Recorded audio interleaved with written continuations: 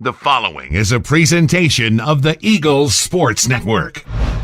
Ryan Wilkes here with Food City Player of the Game in Game 2. Macauley Bailey after Carson-Newman wins 9-1 in run rule fashion for the third time this weekend to move to 3-0 on the season, taking down Concord. Here on the Eagles Sports Network, so Macauley 2 for 3 in Game 2, 4 RBIs for you. How'd you feel about your performance today? I feel like I did pretty good. I had a pretty good eye for the ball today, taking a lot of walks and still being aggressive, so that was always good.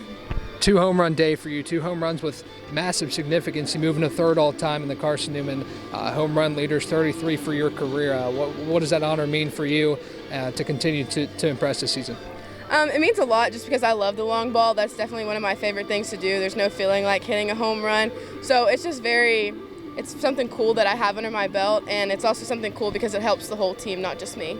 So 4-0 deficit, actually 2 separate times you guys trailed by 4 in that first game against Concord. They came out swinging after a tough loss yesterday.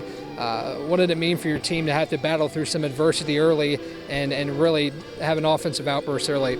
I think adversity is a really good word. I always talk about getting punched in the mouth and having your response, and our response was we're going to hit it even harder.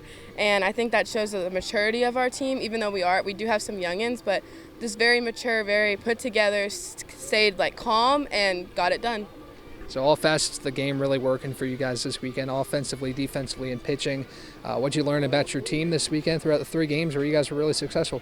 I learned that, honestly, we like to have fun. We were hitting the ball, and when we're hitting, we're all cheering, and we're up for each other. Our pitching was pretty locked down. We had a few hiccups there, but just overall a fun team to be around. So you get an in-state opponent coming in on Wednesday. Lee comes to town to take you guys on here at the Vic for 2 games before you head to Johnson City. What's the keys to kind of keep things rolling and keep the ball moving this season? Just keep pitch selection is super important. Just keep working on that. And probably, our pitchers did pretty good, so just the pitchers keep working, keep just basically the same thing, you know?